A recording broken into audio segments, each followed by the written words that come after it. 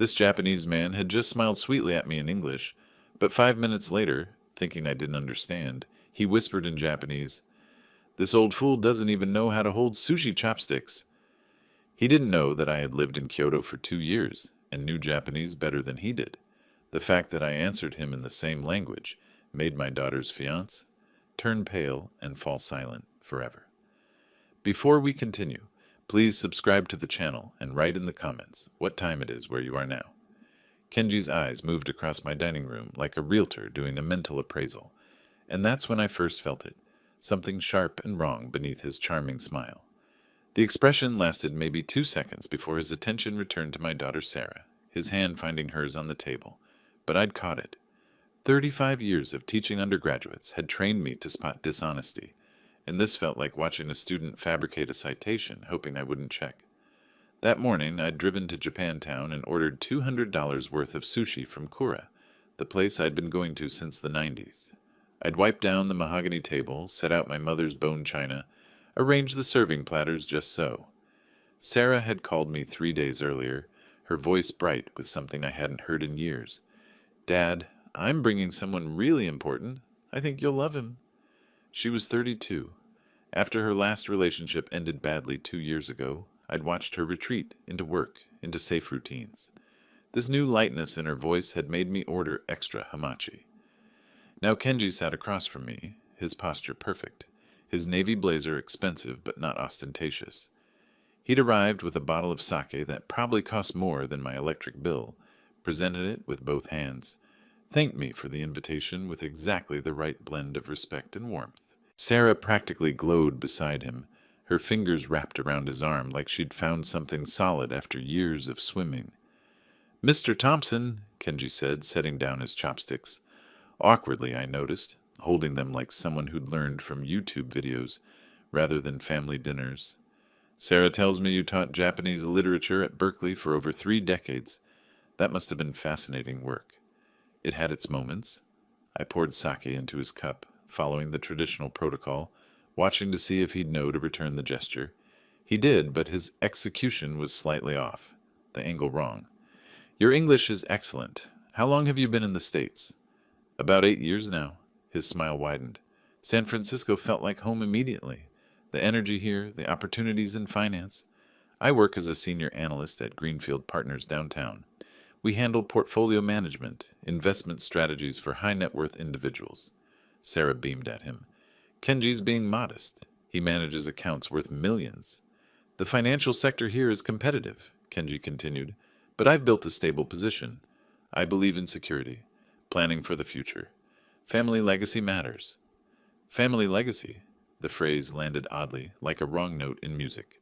Not building a legacy, just legacy, as if it were something already existing, something to be acquired rather than created.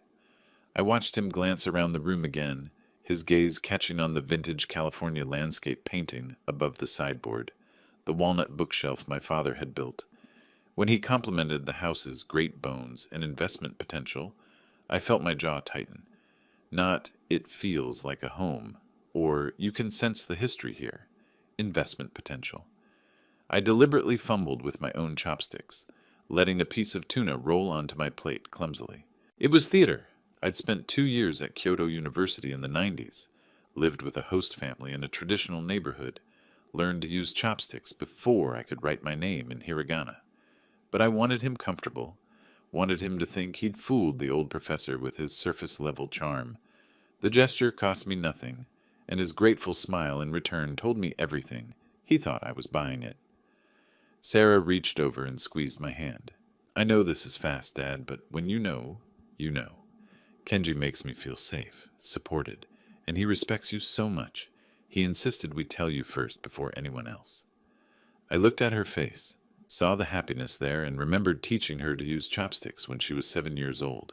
She'd laughed in frustration, dropping edamame all over the kitchen table, and I'd been patient, encouraging. That memory, her small hands trying so hard, her trust in me, sat next to this moment like a weight. "I appreciate that," I told them both, raising my sake cup. "To new beginnings." We drank. Kenji's phone buzzed against the table. He glanced at the screen and something flickered across his face. annoyance, maybe concern, before his mask settled back into place. "Excuse me. Business call? I should take this." He stood, moving toward the sliding glass door that led to my small terrace.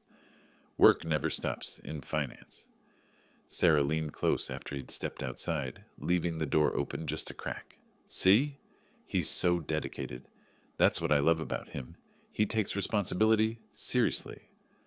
I nodded, but my eyes stayed on that half-open door, on Kenji's back as he paced the terrace's narrow width, phone pressed to his ear. Through the gap I could hear the low murmur of his voice, the rhythm of his words, and something in my chest went very still. Because the language coming through that opening wasn't English, it was Japanese. The words reached me clearly through the evening air, each syllable perfectly audible. Kenji's Japanese was fluent, casual, nothing like the carefully modulated English he'd been speaking all night. I heard him laugh, a sound completely different from the warm chuckles he'd offered across my dinner table. This laugh had edges. "Takeshi, just a bit longer," he said in Japanese, his voice carrying the irritation of someone forced to maintain an exhausting performance. "The old fool doesn't suspect a thing. Spent 200 on sushi trying to impress me. His house is worth over $1 million. Richmond district, prime location, plus whatever retirement money he's saved from 35 years teaching. I can put up with his patronizing dinner parties. Once we're married, the green card is locked in. California community property laws. I'll get half of everything if we divorce. And if the old man dies while we're married and Sarah inherits, even better. My visa expires in November. The September wedding timing works perfectly." I stopped breathing. My wine glass hung suspended halfway to my lips, and I carefully, very carefully, set it back down without making a sound. 35 years of teaching Japanese. 2 years living in Kyoto's Higashiyama ward. Every word he'd spoken was clear as bells. No room for misunderstanding, no possible misinterpretation. The academic part of my brain cataloged the details. California Community Property Division, visa expiration, calculated timeline. The father part of my brain felt something cold and dense settle into my stomach. Sarah was still talking beside me, oblivious, her voice bright with wedding plans. "I'm thinking September, maybe early fall when the weather's nice. What do you think, Dad? Would Kenji's family come from Japan, or is that too much to ask?" She scrolled through something on her phone, showing me venue photos I wasn't really seeing. "The Presidio has this beautiful spot overlooking the bay. We could do the ceremony outdoors, maybe cherry blossom arrangements as a nod to his heritage." Cherry blossoms. The irony would have been funny if my daughter's future wasn't crumbling in real time on my terrace. I made sounds of agreement, nodding at appropriate moments, while my mind recorded every word still filtering through that half-open door. Kenji mentioned dollar amounts, property values, inheritance timelines. Each word was a nail, precise and deliberate. Then the conversation ended. I heard him say something about calling again next week, heard the shuffle of him pocketing his phone. Sarah looked up, expectant, still radiant. I arranged my face into pleasant neutrality as Kenji stepped back inside, sliding the door shut behind him. His expression had transformed again. All warmth, all gratitude. The perfect prospective son-in-law. "Sorry about that," he said, settling back into his chair like he'd never left. "Client emergency, but it's handled now. Thank you for your patience, Mr. Thompson. And thank you for this evening, for welcoming me into your home. In Japanese culture, family approval means everything. I promise to honor Sarah and cherish what you've built here." What you've built here. The words sat between us like stones. Not become part of your family, or take care of your daughter. What you've built, as if my house, my life, my savings were assets in a ledger he'd already totaled. I smiled at him. Then in Japanese, I said clearly, "Kotoshi no sakura wa kirei desu ne." This year's cherry blossoms are beautiful. The phrase was innocuous, simple, seasonal small talk any Japanese speaker might offer. But I delivered it in flawless, Kansai-accented Japanese. The pitch patterns of someone who'd studied at Kyoto University, who'd lived in traditional neighborhoods, who'd spent years parsing classical poetry and modern literature in the original language. For a single heartbeat, Kenji's face went blank. Pure shock flickered through his eyes, Comprehension, then fear, then frantic calculation, before his smile reconstructed itself. Yes, he answered in English, his voice slightly higher than before. Spring is lovely. Sarah glanced between us, puzzled. You speak Japanese, Dad. You never told me that. Picked up a few phrases during my research years, I said mildly, cutting another piece of sashimi. Nothing impressive. But Kenji knew. I watched him process it, watched him understand that I'd heard everything, that I'd understood every word on that terrace, that the foolish old man fumbling with chopsticks was not who he'd thought. He recovered admirably. Years of practiced deception make people smooth, but his hand trembled slightly when he reached for his water glass. We finished dinner in a strange new tension that only Kenji and I felt. Sarah chattered about venue ideas, guest lists, flowers.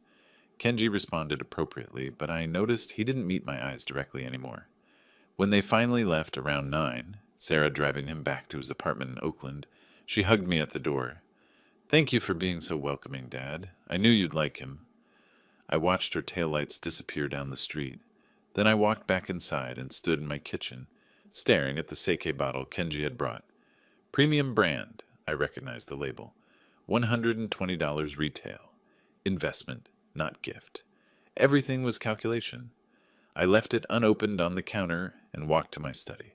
Tomorrow morning I would begin. Not with confrontation that would only push Sarah into defensive loyalty, make her choose between her father and her fiancé, and she'd choose him because that's what love does.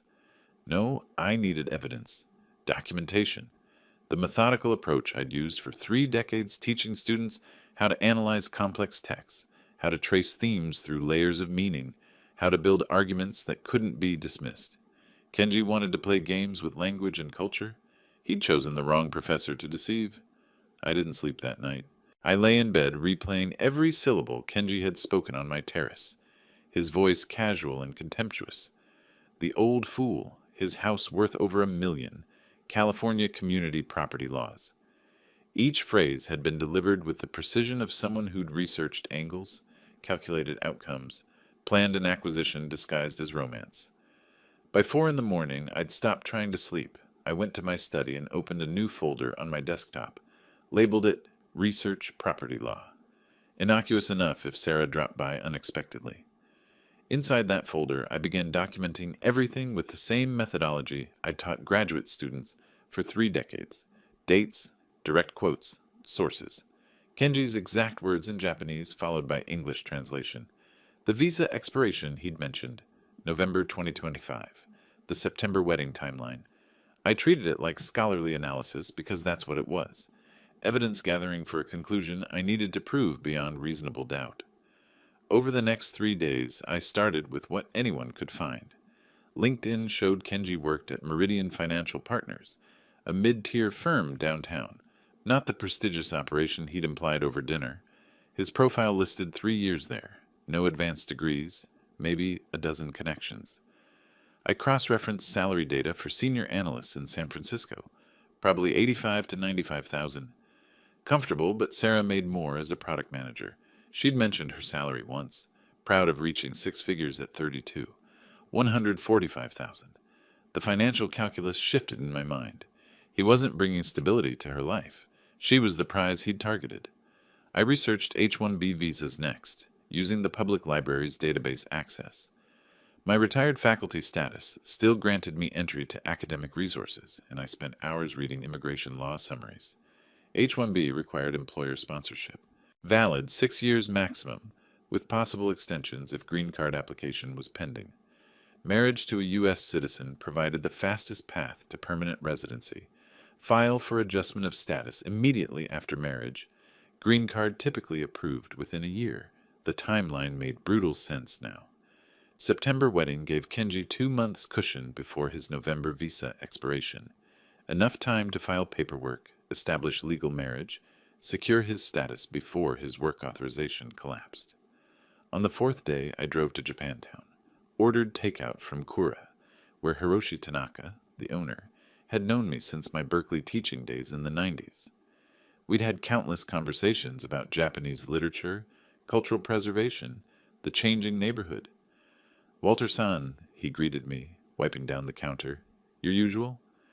Actually, I wanted to ask you something. I kept my tone light, conversational.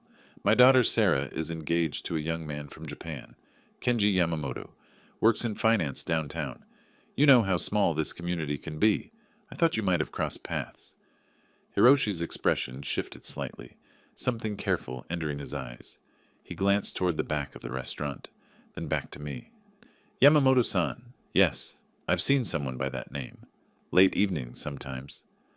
The pause stretched. I waited. Walter, you've been coming here 20 years, Hiroshi said quietly. Some establishments in Japantown, they're not what they appear. I've seen men lose more than money there. I absorbed this, nodded slowly. I appreciate you telling me. He seems like a nice young man in daylight, Hiroshi added, almost apologetically. But nights tell different stories. I thanked him, took my takeout, drove home with my mind working through implications. Gambling, late-night establishments, men losing more than money. Another piece of the pattern, another calculated risk Kenji was taking while planning to marry my daughter. Sarah called that evening, bubbling with venue ideas. Then carefully she asked, Dad, I know this is huge, but could you help with the wedding costs? Maybe 50,000. Kenji's family situation is complicated. They can't contribute right now. $50,000. I thought of Kenji's forum posts I hadn't yet discovered, his debts I didn't yet know about, his gambling habits Hiroshi had just hinted at. Of course, sweetheart, let me make some arrangements. These things take a few weeks to organize properly. Thank you. Kenji said you'd understand. He really admires your generosity. After we hung up, I sat staring at my phone. Kenji had anticipated this, had probably suggested Sarah ask me. Another calculation, another asset to access. The next week, I attended a cherry blossom reception at the Japanese Cultural Center.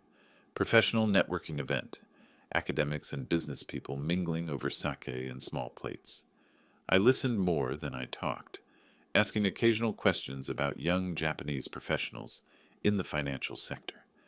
Someone mentioned the stress of visa renewals. Someone else alluded to those who come here looking for shortcuts. I absorbed it all, filed it away. By day 10, I'd compiled a decent preliminary picture. Kenji's visa expired in November. He worked at an unremarkable firm. Sarah made more money than he did. He had gambling connections, and his wedding timeline was suspiciously urgent. Sarah mentioned during another call that Kenji had suggested moving the date to August instead of September. He wants to start our married life sooner, she'd said, voice soft with happiness. I'd suggested that seemed rushed. Maybe September was better for planning. She'd agreed reluctantly, but what I had was circumstantial, suspicions and timeline analysis and vague warnings from restaurant owners. Nothing Sarah couldn't dismiss as prejudice, as her father being overprotective and distrustful. I needed concrete proof, documents, verification, the kind of evidence that couldn't be argued away. I opened my laptop and typed into Google, Private Investigator San Francisco Bay Area. 3 searches later, I was reading reviews. One name kept appearing with 5-star ratings. Marcus Webb, former SFPD detective. Discreet and thorough. The flat rate quoted online was $3,500 for a standard background investigation. 2 weeks of work. I picked up my phone. Sarah's future was worth infinitely more than $3,500. The coffee shop Marcus Webb chose was in the financial district, anonymous and busy. He looked exactly like a retired detective should, mid-50s, gray hair cropped short, eyes that assessed everything. We sat in the back corner. I'd brought a folder with what I'd compiled. Timeline, visa information, the facts I'd verified. I've been doing this 20 years, Marcus said, scanning my notes. Most background checks on fiancés come back clean, maybe some minor issues.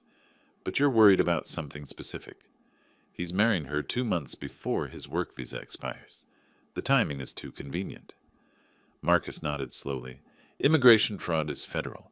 If that's what this is, you're potentially looking at someone facing serious consequences. I need to know what we're dealing with. Can you find out? That's exactly what I do. He quoted his rate. $3,500 standard package. 2 weeks of work. I wrote a check for $1,500 as deposit. He warned me. Sometimes clients don't like what we find. Are you prepared for that? I'd rather know the ugly truth than believe a beautiful lie. While Marcus worked, I continued my own research. At the library, I accessed PACER, the federal court database, and California civil court records. Searched Kenji Yamamoto plus San Francisco plus civil cases. Found 2 small claims judgments, $4,200 to a credit card company in June 2023, $3,800 to a personal loan company that September, both unpaid. I photographed the records with my phone, added them to my evidence folder at home. The dates mattered. The judgments predated Sarah. Kenji's financial crisis had existed before he targeted my daughter. A week later, I stopped at a Mission District cafe for lunch. The barista, a young woman whose name tag read Jen, made my coffee. I noticed her glance at my San Francisco State alumni pin, mentioned she'd attended there briefly. Casual conversation, nothing significant, until I mentioned my daughter was marrying someone who worked in finance. Kenji Yamamoto, I said. Her face froze. The smile vanished. After a long moment, she said carefully, I knew a Kenji Yamamoto. If it's the same person, be careful. She went on break. 10 minutes later, I waited, and when she returned, she told me her story. Jennifer Chang. She introduced herself formally this time. She'd dated Kenji for 8 months in 2023. He'd borrowed $5,000 for an emergency family situation in Japan, promised repayment in 3 months, then ghosted her completely, changed his number, blocked her on social media. She'd tried small claims court, won a judgment, but he had no assets to collect against. He told me his mother needed surgery, Jennifer said, bitter laugh in her voice. Insurance wouldn't cover it. I had that money saved for grad school. He promised.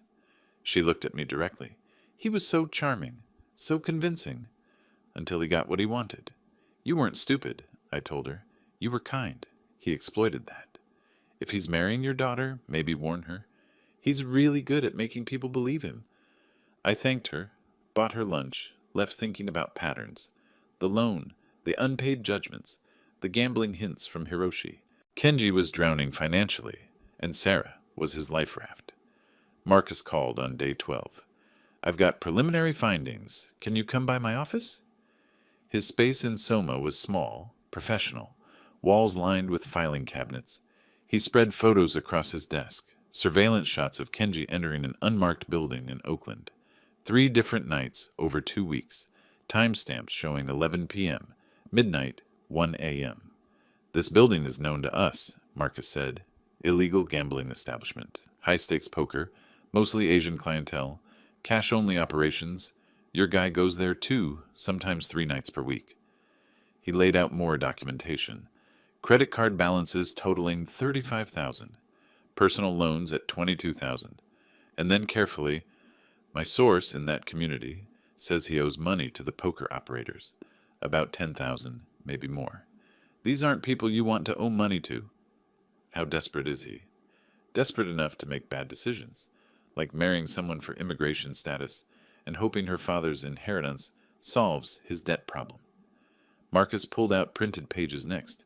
Found these on an immigration forum. User Tokyo Finance Guy 455. Posted 6 months ago. He slid them across. I read the thread. Need advice. H-1B expires in 1 year. Employer won't sponsor green card. Dating American citizen. How fast can marriage lead to green card? What's minimum marriage duration before divorce doesn't look suspicious? The responses discuss timelines, community property laws, inheritance considerations. Kenji's reply, got it. So marriage plus patience equals permanent status, plus financial stability. The calculation was explicit, written down, public, traceable through IP addresses, Marcus had confirmed, matched Kenji's apartment. That evening I sat in my study with everything spread before me. Court judgments proving financial irresponsibility. Jennifer Chang's testimony establishing a pattern of fraud. Surveillance photos documenting ongoing gambling addiction. Forum posts revealing premeditated intent to commit visa fraud. $67,000 in documented debt, probably more I hadn't found yet. This wasn't circumstantial anymore. This was prosecutable. But showing Sarah this folder would backfire. She'd accuse me of sabotaging her happiness, hiring investigators to destroy her relationship, being a controlling father who couldn't let her grow up. She was in love. Love makes people defend the indefensible. I needed another approach, patience, more observation. Let Kenji make mistakes while I documented everything. Eventually, Sarah would see cracks in his performance. Eventually, the truth would become undeniable. I closed the folder. Tomorrow I'd continue as if nothing had changed. The wedding planning, the supportive father, the generous contributor, while I waited for the perfect moment to make my daughter see who she'd really fallen for. The barbecue was at Linda Morrison's house in Oakland, one of Sarah's colleagues, a cheerful woman who'd organized the gathering to celebrate the start of summer. Sarah had insisted I come. "Dad, everyone wants to meet you, and Kenji will be there. You two can bond properly this time." I arrived with a bottle of wine and my best pleasant father expression. The backyard was full of Sarah's work friends, music playing from outdoor speakers, the smell of grilling burgers and chicken filling the air. Kenji stood near the grill with his arm around Sarah's waist, laughing at something someone had said. He saw me, raised his beer in greeting, the picture of the devoted fiancé. I made small talk, helped arrange food on serving tables, watched Kenji work the crowd. He mentioned his finance career downtown to 3 different people, dropped hints about the September wedding, played his role flawlessly. Mid-afternoon, his phone rang. I was near the kitchen doorway, carrying a bowl of potato salad outside, when I saw him check the screen. His expression flickered, something sharp and urgent, before he smiled at Sarah and gestured toward the garden area. "Work call. Be right back." Sarah nodded indulgently. "He's so dedicated." The garden was 20 feet from where I stood, separated by a rose trellis, but open enough that sound carried. I set down the potato salad slowly, arranging utensils that didn't need arranging, and listened. Japanese, clear and unguarded. "Takeshi, listen, just a bit longer. This naive American actually thinks I love her." Kenji's voice held amusement, contempt. The sex is tolerable, but the rest? Exhausting. All her feelings. Her need for constant reassurance. But September isn't far now. I kept my hands steady on the serving spoons. The father? Old fool sitting on a fortune. His Richmond district house is worth at least $1 million. I checked the property records. Retirement savings probably $500,000 more from all those years teaching. After we marry, I get the green card. Wait 1 year to avoid obvious fraud, then file for divorce. California's community property law, I've researched it thoroughly, means I get half of everything she earns during the marriage. With her salary, that's over $70,000 for 1 year of pretending to be married. My vision narrowed to the rose trellis, the red blooms sharp against green leaves. "Better yet," Kenji continued, voice dropping to something almost gleeful, "if the old man dies while we're still married and Sarah inherits, I'm legally entitled to a portion of that inheritance as community property. I've verified this with online legal forms. The more I think about it, the more brilliant this plan becomes. Clear my gambling debts. What are we at now? 71,000. And return to Tokyo with money in my pocket. My father will finally respect me." Laughter, easy, confident, triumphant. "She'll never see it coming. None of them will. By this time next year, I'll have permanent residency status and enough money to start fresh. She can keep her broken heart and her empty bank account." The call ended. I heard him pocket his phone, adjust his clothing, take a breath before returning to the party. When he stepped back onto the patio, his smile was warm, his hand immediately finding Sarah's. She leaned into him, trusting and happy. I carried the potato salad to the table, set it down carefully, smiled at Linda Morrison when she thanked me, made a joke about portion sizes. Inside, I was cataloging every word Kenji had spoken. Naive American, old fool with a fortune, 1 year then divorce, community property calculations, inheritance angles, gambling debts at 71,000 now, plans to return to Tokyo. The phrases were seared into memory with academic precision. As the afternoon wound down and guests started leaving, I hugged Sarah goodbye, shook Kenji's hand, noted how his grip was confident, unconcerned. Then casually, "Sarah, remind me, when are you meeting with my attorney? We should update those family documents." Sarah looked puzzled. "What documents? You didn't mention anything." "Estate planning matters. Nothing urgent, just routine maintenance." I kept my tone mild, conversational. "We can discuss it later this week." Kenji's smile froze for a fraction of a second. His eyes sharpened. Estate planning? Is everything all right, Mr. Thompson? I met his gaze steadily. Everything's fine, just being prudent. You understand the importance of legal preparation, I'm sure, given your work in finance. Something passed between us. Recognition, calculation, wariness. Then his charm snapped back into place. Of course. Very wise. I drove home through East Bay traffic, my mind replaying the conversation. Not just disrespect now. Premeditated fraud with specific legal strategy. He'd researched California marriage laws, calculated inheritance scenarios, planned divorce timing down to the year. My daughter wasn't his love. She was paperwork and a bank account. At home, I sat in my study and opened a note on my phone. Typed out everything he'd said, word for word in Japanese, then English translation. Saved it with timestamp and location. Then I opened my browser and searched. California Family Law, Attorney San Francisco. First result, Richard Fletcher, Esquire. Family Law and Asset Protection. 30 years experience. Office downtown. Strong reviews praising his thoroughness, his strategic thinking, his success protecting clients' assets. I wrote down his number. Tuesday morning, I'd call for a consultation. Kenji thought he'd planned everything. Researched laws, calculated timelines, identified his target's vulnerabilities. But he'd never faced a father who'd spent 3 decades teaching strategy through careful analysis of language and culture.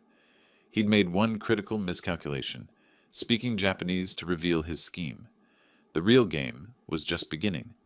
Richard Fletcher's office occupied the 15th floor of a financial district high-rise with views across Market Street. Tuesday morning, I arrived with my evidence folder, 3 inches thick with documentation. Fletcher was 58, gray hair precisely trimmed, sharp eyes behind wire-rimmed glasses. Former prosecutor turned family law specialist. He gestured to leather chairs. Mr. Thompson, you mentioned potential fraud concerns regarding your daughter's marriage. I opened the folder. My daughter Sarah is marrying Kenji Yamamoto in September. I believe he's using her for immigration status and financial gain. I laid out everything, relationship timeline, both overheard Japanese conversations with my translations, Marcus Webb's investigator report, court records showing unpaid judgments, Jennifer Chang's testimony about the $5,000 loan fraud, screenshots of forum posts discussing marriage for green card strategies. Fletcher read everything without interruption, making notes on yellow legal pad. When he finished, Mr. Thompson, in 30 years of family law practice, I've seen calculated exploitation. This is one of the most methodical. He's researched community property laws, planned timelines, targeted your daughter for her income and your assets. Can we protect her legally? We can. A properly drafted prenuptial agreement would neutralize his entire strategy, but she has to agree to it, and he has to sign it. That's the complication. Fletcher explained California's community property system with precision. Without prenuptial agreement, anything Sarah earned during marriage belonged equally to both spouses. Her $145,000 salary meant Kenji could claim roughly $72,000 after 1 year, plus half of any appreciation in her Oakland apartment, potentially $30,000 to $50,000 in this market. If I died during their marriage and she inherited my estate, he'd have legal claim to a portion as community property. So his plan is legally viable. Completely. That's what makes this dangerous. The prenuptial agreement is your defensive line. Fletcher proposed 2-pronged strategy. Draft the most comprehensive prenuptial possible, protecting all Sarah's premarital assets, future income, and any inheritance. Include provisions that if marriage ended within 3 years, Kenji received nothing, no assets, no support, no claims. Second, begin planting doubt through Sarah's trusted friends, preparing her to consider legal protection without direct paternal pressure that would trigger defensive loyalty. The prenuptial itself will be a test, Fletcher added. If he refuses to sign, his intentions become obvious. His fees were $450 per hour, estimated $8,500 total for drafting, agreement, revision sessions, consultations. I wrote check for $5,000 as retainer, without hesitation. Draft the strongest protection possible. My daughter's future is worth any cost. Fletcher promised initial draft within 1 week. Over following days, I implemented his secondary strategy. Linda Morrison, Sarah's colleague, lunched Tuesdays at a Mission District cafe. That week I arrived at noon, ordered coffee, acted pleasantly surprised when Linda entered. "Walter, what are you doing in this neighborhood?" "Dentist appointment nearby. Join me?" We talked about Sarah, the wedding. I asked Linda's impression of Kenji, keeping tone casual, fatherly concerned rather than accusatory. Linda was diplomatic, but honest. "He's charming. Very charming. But Sarah mentioned he's been asking questions about your family, your house, your finances, her inheritance prospects. It feels less like getting to know you and more like due diligence." She paused. "My ex did that before he proposed. Turned out he had serious gambling debts. If you ever hear anything concerning about his background, visa status, financial issues, would you mention it to Sarah? Not as suspicion, just friend-to-friend information." "Of course," Linda said, looking troubled. "I want her going into this with eyes open." Days later, Sarah stopped by to show wedding invitation samples. I'd left my tablet on kitchen counter, screen showing article. Marriage fraud red flags. When immigration status drives relationships. Deliberate placement, seemingly accidental, Sarah noticed. "Dad, why are you reading about immigration marriage fraud?" "A colleague's daughter went through terrible situation last year," I said, voice carefully neutral. "Met someone on visa. Rushed engagement. Turned out he was using her for green card status. Cost her emotionally and financially. Made me think about protecting the people we love." "That's not Kenji," Sarah said, but her voice held slightest edge of uncertainty. "I'm sure it's not, sweetheart. But legal protection before marriage is smart regardless. Has nothing to do with trust, everything to do with prudence." I let that sit. If Kenji loves you, he'd want you protected too. She didn't respond, just looked at invitation samples with slightly less enthusiasm than before. Late May evening, Fletcher's preliminary draft arrived via email. 20 pages of legal fortress. Sarah's apartment remained separate property. All premarital assets protected. Future income and inheritance shielded. If marriage ended within 3 years, Kenji received 0 assets, 0 support, 0 claims. Fletcher's cover note read, "This agreement neutralizes his entire financial strategy. If he signs, you've protected her. If he refuses, you've exposed him." I made margin notes, suggested strengthening inheritance protection clause, then opened my calendar, counted forward to early July, 2 months before planned September wedding. I'd invite Sarah and Kenji for important family conversation. Present prenuptial not as accusation, but as standard protection for anyone with significant assets entering marriage. I emailed Fletcher, "This is excellent. Let's finalize by mid-June. I'll need guidance on presenting this to my daughter without pushing her away." His response came within minutes. "I'll prepare talking points. Remember, you're not attacking her choice. You're protecting her future. There's a difference, and we'll make her see it." I closed laptop. The pieces were in place. Kenji's confidence was his weakness. He thought he'd planned everything, researched every angle, anticipated every obstacle. But he'd never faced someone who loved Sarah more than he wanted her money, and that made all the difference. I called Sarah midweek. "I'd like you and Kenji to come for dinner Sunday evening. There's something important we need to discuss before the wedding." My tone was serious, but calm. She agreed, voice uncertain. Sunday arrived. I'd prepared a simple meal, nothing elaborate like our first dinner. This was business, not celebration. The dining room table held 3 glasses of water and a leather folder containing Fletcher's prenuptial agreement. No wine. I wanted everyone clear-headed. They arrived at 6. Sarah looked hopeful, perhaps thinking this was reconciliation. Kenji's smile was in place, but his eyes kept darting to that leather folder. Smart man. He sensed something. We ate. Small talk. Weather, work, wedding venue logistics. When dishes were cleared, I placed the folder on the table and opened it. "Sarah, Kenji, I've consulted with a family law attorney. Before any marriage involving significant assets, it's standard practice to have legal protection in place." I turned the document so Sarah could see it. "I've had a prenuptial agreement prepared." Sarah's face went through several expressions: confusion, shock, hurt. "Dad, what? A prenup?" "This protects your assets, sweetheart. Your Oakland apartment, your savings, your future income, any inheritance from me. These remain yours regardless of what happens in the marriage. Kenji's charming mask cracked. His jaw tightened. Mr. Thompson, this feels extreme. Sarah and I love each other. We're building a life together. Prenuptial agreements are for people who don't trust each other. They're for people who are prudent. I kept my voice even, professorial. Sarah's income exceeds $145,000 annually. She owns property. Without protection, California community property law means anyone she marries has claimed half of everything earned during the marriage. That's not about trust. That's legal reality. You're treating our marriage like a business transaction, Kenji said, edge creeping into his voice. I'm treating it like what it legally is, a contract with significant financial implications. Kenji stood, chair scraping back. This is insulting. You're implying I'm marrying Sarah for money. That's discriminatory. You wouldn't require this from an American fiancé.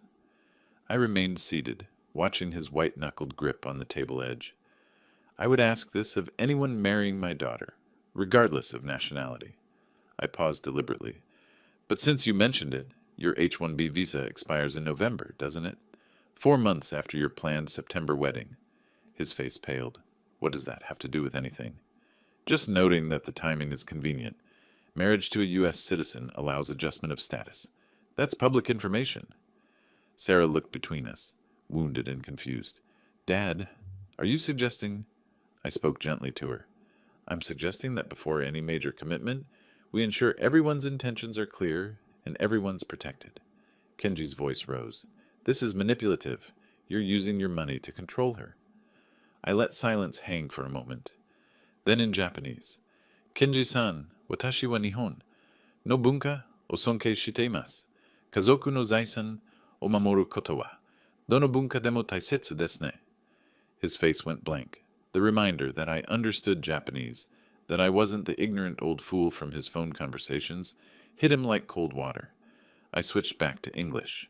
In Japan, the concept of maintaining the family, i.e., the household assets and lineage, is taken seriously. Prenuptial arrangements exist there too. So let's not pretend this is American peculiarity or sign of distrust. It's universal wisdom. That's different, Kenji managed. Is it? Sarah's eyes were wet. Dad, I can't believe you're doing this. You're making me choose. I'm not making you choose anything, sweetheart. I'm asking Kenji to prove his love isn't conditional on access to your assets. If he truly loves you, signing this changes nothing. I let the implication hang. If he refuses, I slid the document across the table. Read it carefully. Discuss it together. Have Kenji's own attorney review it. I encourage that. But understand, this isn't optional. If you marry without this protection, I cannot support the wedding financially or emotionally. That's my final position. The evening ended badly. Sarah left in tears, Kenji's arm around her, shooting me a look of pure hatred. I stood in my doorway watching them drive away. The prenuptial folder was gone. They'd taken it.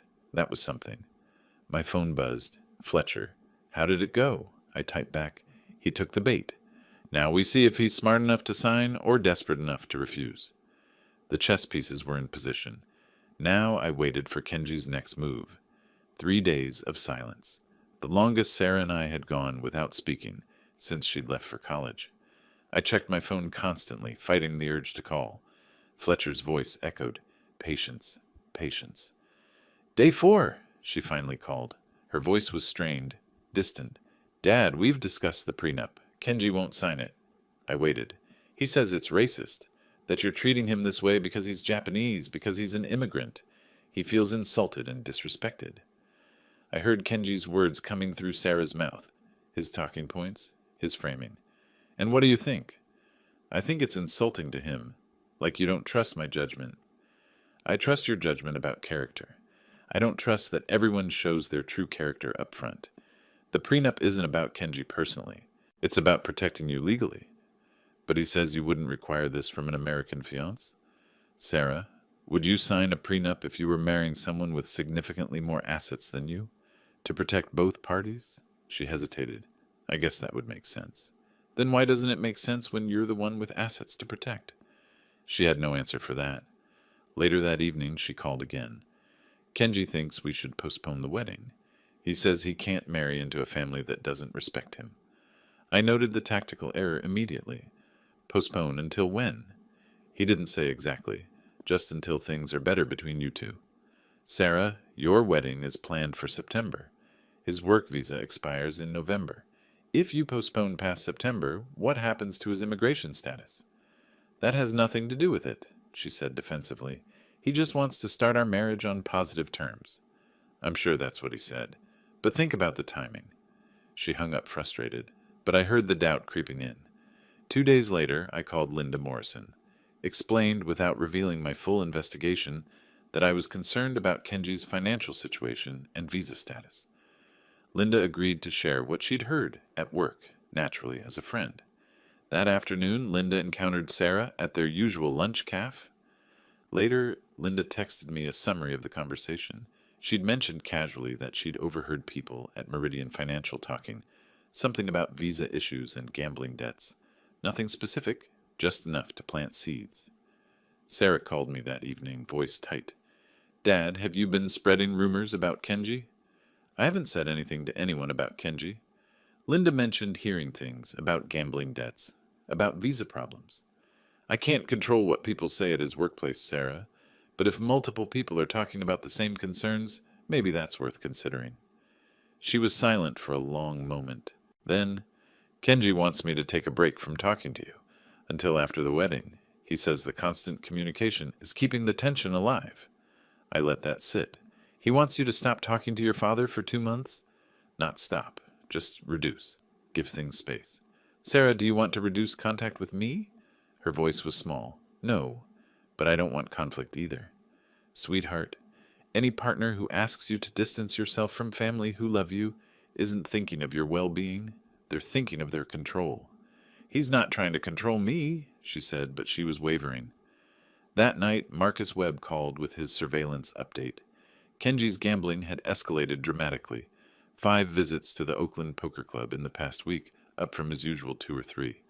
Longer sessions, larger bets, visible agitation. Marcus's source reported Kenji's debt had climbed to $75,000, up $8,000 in 10 days. Whatever pressure he's under, Marcus said, it's making him reckless. He's trying to gamble his way out, only digging deeper. I recognized the pattern. Kenji needed this marriage more desperately than ever. That made him more dangerous, and more likely to make mistakes. I texted Sarah that night, I love you. I'm here when you're ready to talk. No judgment. No mention of Kenji. No mention of the prenup. Just unconditional support. 3 days later, my phone rang. Sarah, Dad, can we talk? Not about Kenji, about... I don't know. I just need to talk. Her voice was tired, uncertain. Something had shifted. Of course, sweetheart. Come over whenever you want. Door's always open. After we hung up, I sat in my study looking at Marcus's latest surveillance photos. Kenji at the poker club, face drawn and haggard, arguing with someone who looked like a debt collector. The mask was cracking. Kenji's desperation was making him visible. Fletcher was right. Every counter-move Kenji made exposed him further. The isolation attempt had backfired. Sarah reached out to me, not away. I opened my evidence folder, made sure everything was organized. When Sarah was ready to know the full truth, I'd have everything she needed to see clearly. August was coming, and with it, the final reckoning. The doorbell rang at 11:40 at night. I wasn't asleep, hadn't been sleeping well for weeks, but the lateness still startled me. Through the peephole, Sarah, face ravaged by tears, but her expression was fury, not collapse. I opened the door. She held a phone in her hand, not her phone. Kenji's. Dad, I need to see everything. Everything you know about him. No preamble. No defense of Kenji. She'd arrived at the truth on her own terms. I brought her inside, made tea while she sat at the kitchen table staring at the phone screen. When I set the cup before her, she finally spoke. He left his phone when he rushed out earlier. My phone died. I needed to check work email. I used his. Her voice was flat, mechanical.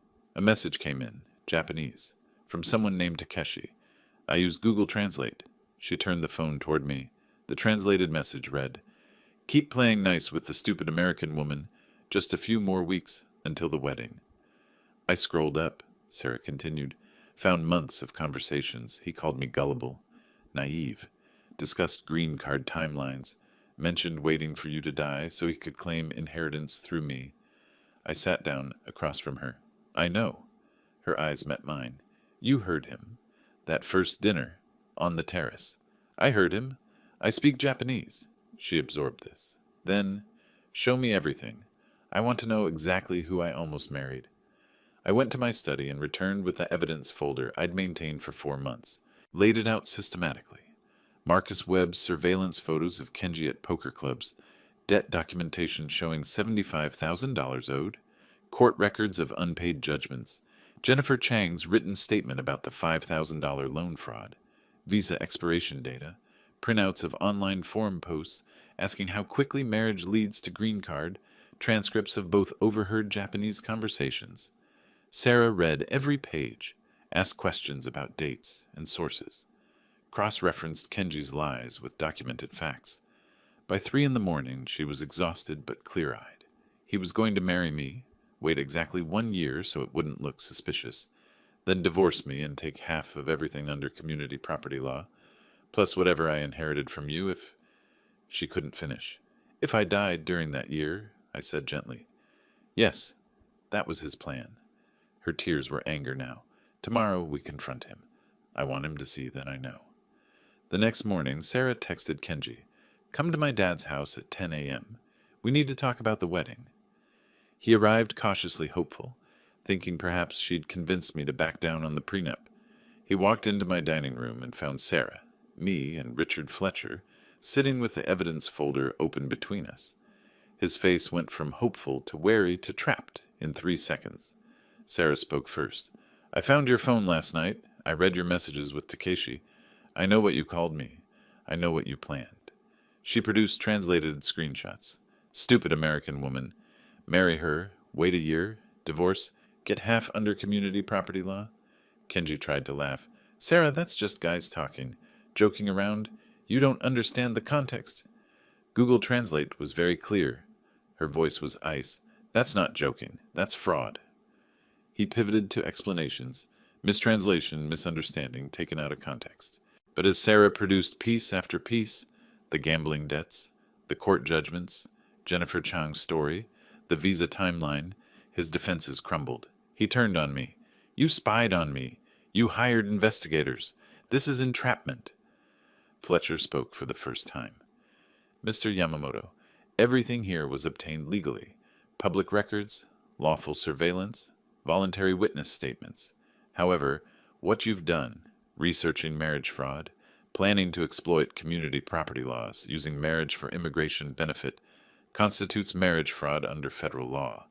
Immigration fraud carries penalties including permanent visa denial, criminal charges, and deportation." Kenji's face went white. His final outburst was rage, switching between Japanese and English, shouting accusations of racism, threats of defamation lawsuits, but his fury only confirmed his guilt. I responded in Japanese. "Kenji-san, I gave you every chance to be honest. You chose deception." Then English. "This conversation is over. Please leave." His desperate final plea to Sarah. "Please, I can explain everything." "Get out," she said. "Don't contact me again. The engagement is over." After Kenji stormed out, we sat in silence. Sarah was trembling. Rage, relief, grief mixing together. Fletcher packed his documents. "I'll prepare a cease and desist letter. If he contacts you again, document everything." After Fletcher left, Sarah and I sat in the dining room where this had all begun. "Dad, I'm so sorry I didn't believe you. You tried to protect me and I stopped her. "You loved someone. That's not something to apologize for. I'm just glad we got here before the wedding." She leaned against my shoulder, exhausted. Outside, August sun brightened the garden. The hardest part was done. Now came the accounting.